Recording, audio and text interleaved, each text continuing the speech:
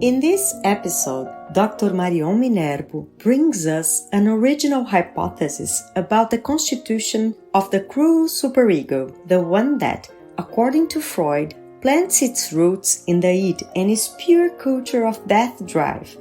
In her hypothesis, the hatred with which the superego attacks the ego comes from the identification with unconscious micro-vows of death that originate in the paranoid core of the parental figure. She proposes a formula that helps us to recognize that these attacks have the function of defending the parental figure's narcissism. It's not me who, it's you who, and I hate you for that. Within an asymmetrical relationship with the adult, the child has no alternative but to accept these beta elements and identify with them. These identifications would then constitute the core of the cruel superego. In the original paper, she shows how this hypothesis about how the superego is constituted helps us in finding a way for its deconstruction.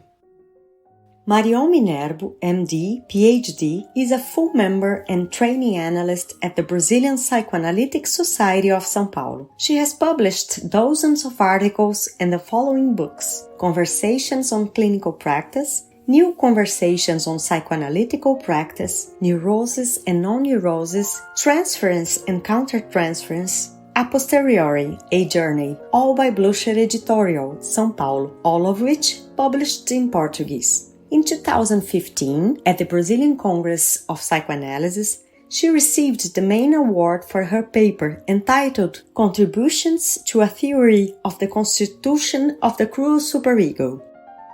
I am Isabel Silveira with Talks on Psychoanalysis, the podcast devoted to current topics on psychoanalysis worldwide, featuring the voices of the original authors. This podcast series, published by the IPA, is part of the activities of the IPA Communication Committee and is produced by the IPA Podcast Editorial Team. Head of the podcast editorial team is Gaetano Pellegrini. Editing and post-production, Massimiliano Guerrieri. To stay informed about the latest podcast releases, please sign up today.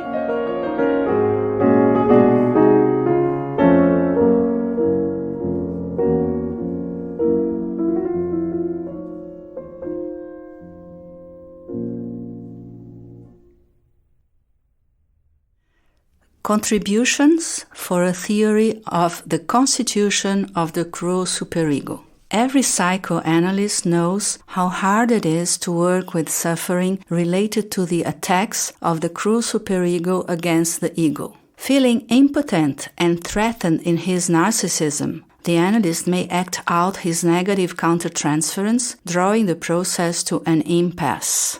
The path towards analysis and towards the deconstruction of the cruel superego necessarily includes a theory of its constitution. The cruel superego attacks and disarrays the ego in three figures of psychoanalytical psychopathology. First, in melancholic suffering. The clash between superego and ego takes place in the intrapsychic level. I am a failure, a despicable being, unworthy of love. Second, in paranoid functioning. The subject identifies himself with the superego and puts the other in the place of the ego, treating it with the same kind of cruelty with which the superego treats the ego in melancholia. You are evil, a despicable being, unworthy of my love. And third, in masochistic functioning, the subject summons the other to identify with the cruel superego and to slaughter the subject. I am guilty. I am evil and despicable. I deserve to be punished by you. In facing the challenges posed by the analysis of these patients, I could not find answers to the following questions in psychoanalytical literature. Why is the superego so hateful of the ego? Why is it so controlling and tyrannical? What can't it tolerate in the ego? What is the trigger that sparks the superego ferocity against the ego? What does it demand from the ego? Why is it unable to empathize with its limitations and deficiencies? I would like, in this introduction, to provide the context to my hypothesis on the constitution of the cruel superego rather than to review the literature on it. In Freud, we find two different renderings of the origin of the superego. On the one hand, it is presented as the part of the psyche which manages and legislates over desire and pleasure. As the heir of the Oedipus complex, it manifests itself in clinical practice as neurotic guilt. But the superego also appears in melancholia as the result of the identification of the ego with the shadow of the object. It is rooted in the id and extracts its strength from the death drives. This superego, in Freud's words, severe and cruel, has psychotic features. It does not criticize something the subject has done as the heir of the Oedipus complex. Instead, it attacks, depreciates, and destroys what the subject is. But what does this shadow of the object mean?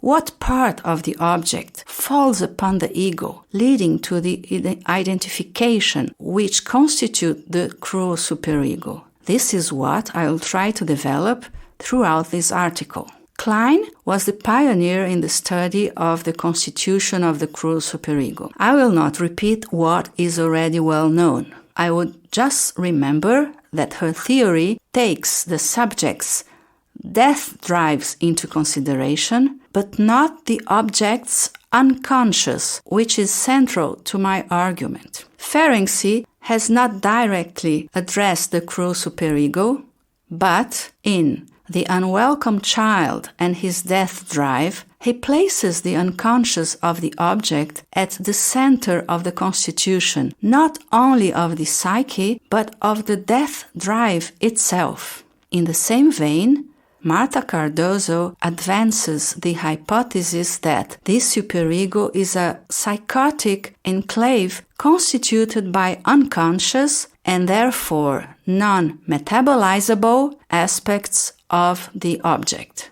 But what are these unconscious aspects of the object? In answer to this question, I will now present my hypothesis on the constitution of the cruel superego. The non-metabolizable aspects of the object is related to its paranoid nucleus. The cruel superego is a specific psychotic nucleus that is assembled in the early ego of the child in reaction to the primary object's moments of paranoid functioning. At these moments, the object projects its own bad internal objects, his own beta elements, into the early ego. The child identifies with and incorporates these beta elements, which will form the core of the cruel superego. This hypothesis is just the other side of the coin of the idealization of the baby described by Freud in Introduction to Narcissism. The tender feelings and the idealization with which the parents treat their baby are a result of the projection of their own idealized narcissism. The baby, viewed as perfect, is loved by his parents. The other side of this coin is the projection onto the baby of the parents' bad internal objects. Viewed as bad by the paranoid aspect of the parental figure, the baby will be hated and thus attacked. Not out of sadism, which involves the jouissance related to the suffering of another, but because the baby represents a threat to the parent's narcissism. This is, in my view, the shadow of the object. The internalization and identification to this hatred will form the core of the cruel superego. An everyday situation will help clarify these ideas. A young child runs through the living room and stumbles upon a vase, which breaks off. His mother yells at him, "You are driving me mad!" This is a micro-paranoid state. Why? Because For a few seconds, she interprets the child's clumsiness as an attack aiming to destroy her, and defends herself from this enemy by feeling like destroying him instead. Paranoid aspect of the mother cannot tolerate the subjectiveness of the child. Any sign of otherness will be hated and attacked. The child will feel that she is the evil, unworthy of love, and should not exist, and will identify with this self-representation. In other words, the child registers the murderous hatred coming from the paranoid nucleus of the parental figure. I call this an unconscious micro-wish of death. This is a very different situation in which the non-paranoid mother is aware of her feelings. She can say, I feel like I want to strangle this child. Instead of acting out, the mother is here able to represent her hatred, which is exactly why it is not hatred anymore, but mere anger. It is important to notice that in the vase scene, there is not a third party to stop the mother, nor to tell them something like, take it easy, he does not want to drive you mad, he was just clumsy. In the origin of the cruel superego, the third party is always absent, either by omission or by fear, and the child is left to fend for himself. Anyway, the next second, the mother pulls herself together and goes back to being the usual loving mother. She cannot even recall the violence with which she attacked the child in her micro-psychotic breakdown. But the child was terrified because his mother, on whom he is completely dependent, approached him with murderous impulses. Scenes like that can take place very far apart in time. But in some cases, they are constantly repeated, leaving deep impressions in the unconscious. The lengthier the paranoid nucleus of the adult, the more terrifying will be the child's superego. The above-mentioned hypothesis began to be outlined in a previous article. At the occasion, I maintained that in the absence of the alpha function, the primary object responds to some child's demands with projective identification of beta elements, which are toxic and cannot be metabolized by the early ego. I have termed them thanatic beta elements, because to defend its own narcissism, the parental psyche unconsciously attacks the child's narcissism with projective identifications. The accusatory formula that synthesizes this kind of attack could be framed as follows. It wasn't I who, it is you who, and I hate you for that.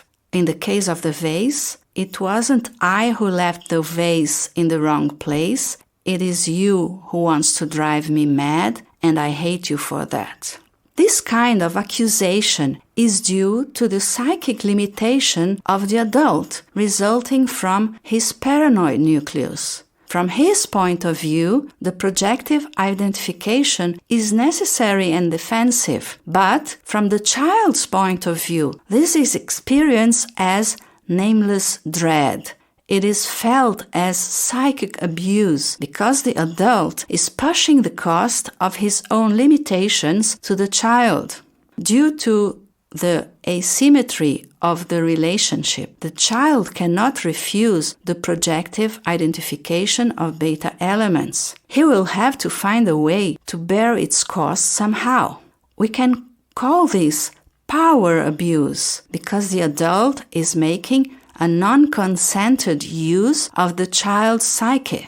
In my hypothesis, these are the unconscious, non-metabolized aspects of the objects that are at the origin of the psychotic nucleus we call cruel superego. This is the shadow of the object to which the child identifies with. This identification will then be acted out against the ego in the most terrible way. We all know how painful the self-hatred can be. In other words, the undigested emotional experience at the core of the cruel superego is the adult's projective identification. In the vase example, the child is the container of a hateful accusation which does not concern him, and there is not a third party who can save him from it. The full experience of power abuse includes not only the adult's hatred, not only the dread felt by the child. He or she will also feel this accusation as unfair, and will hate the adult for these undeserved thanatic motions. This whole experience cannot be metabolized, if for no other reason than because the adult, who normally helps the child to make sense of his experiences, is unable to acknowledge the violence and the dread he is himself producing in the child. As I said, the child has no choice but to bear the cost of the adult's paranoid defenses. How? By sacrificing his own narcissism for the sake of the adult's narcissism. This is accomplished by means of two primary defenses. First, identification with the aggressor, and second, by the splitting of the terror involved in the experience. These defenses will constitute the psychotic nucleus we term cruel superego. Why is the superego cruel? Because it imposes an impossible condition to give his love to the ego. Since he does not tolerate otherness, he will require that the ego renounces his own being. He simply requires that the ego renounces to be himself, which is impossible. It is as though the superego told the ego, "It is not I who cannot tolerate otherness. It is you who refuse to renounce it, and I hate you for that." As I said, the accusation is unfair, and we recognize a very common feature among paranoids: extreme sensitivity to unfair situations and the continuous fight for one's own rights. Now we understand that it is the right to exist that is at stake. Nevertheless, it is crucial to acknowledge that if the superego makes such a cruel demand, it is because it has no empathy for the ego's needs and desires, which are seen as unacceptable and despicable weaknesses. By submitting to this injunction, the ego gets torn apart in trying not to have weaknesses, needs and desires, so as to finally deserve the love of the superego. This is, at my view, the origin of the unrealistic seek for perfection, which is always found in these patients. So now the question is, why does the superego have no empathy for the other's needs? As I'm trying to show, this failure is a result of the object's paranoid nucleus. The lengthier it is, the more the mother will project her own bad objects into the child, and the less she will be able to empathically identify with him or her. Instead of correctly interpreting the baby's needs, she reacts to them based on paranoid interpretations. From her point of view, the baby does not cry because he feels discomfort, but in order to tyrannize her. Furthermore, she sees the baby. If she sees the baby as a tyrant, she will inevitably need to defend herself from his abuse. She stiffens and arm wrestles the baby. She resists and will not submit to his alleged tyranny. She demands from a child that he doesn't cry, not make any demands. In short, she demands from a child that she's not a child anymore. The formula is there again. It is not I who am paranoid. It is you who are a greedy vampire, and I hate you for it." The child is terrified and realizes that his demands produce a reaction of hatred in the object. But he is unable to make sense of this absurd experience. Obviously, this process is unconscious for the parental figure. He or she is unable to acknowledge the feeling of being threatened by the baby's subjectivity, nor the defensive attack on the early ego. That is why the parental figure is unable to help the child to metabolize his own thanatic messages. It is not too much to insist that such thanatic elements are defensively evacuated by a parental figure who, when in a psychotic state, hallucinates the baby as being abusive and tyrannical, and that does not prevent him or her from being extremely loving and adequate most of the time. I would like now to summarize my conclusions by answering the questions I posed in the beginning of this article. How is the cruel superego constituted? By identification with unconscious micro-wishes of death originating from the paranoid nucleus of the object in the absence of a third party who could stop it. Why is the cruel superego so hateful of the ego? Because at its origin, the parental paranoid nucleus interprets certain demands of the child as a threat to his narcissistic integrity. What the superego cannot tolerate in the ego? It cannot tolerate the manifestations of its otherness, because it does not have the psychic enzymes to metabolize what comes from another. Otherness is then experienced as traumatic. It produces, so to speak, psychic allergy. Why is the superego controlling and tyrannical? To stop the emergence of otherness, which is experienced as traumatic. What does the superego demand from the ego? It demands the ego to give an impossible proof of love, to fully submit to the injunction of not being. That is why it's so cruel. What is the trigger that sparks the ferocious attack of the superego against the ego? It is the ego's insistence in having a life of its own. This is interpreted by the superego as offense or betrayal. And this is the trigger for the unconscious micro-wishes of death against the ego. Why can't it empathize with the limitations and deficiencies of the ego? Because empathy towards oneself, and thus towards another, depends on the alpha function that the object cannot perform due to his paranoid nucleus. Thank you for your attention.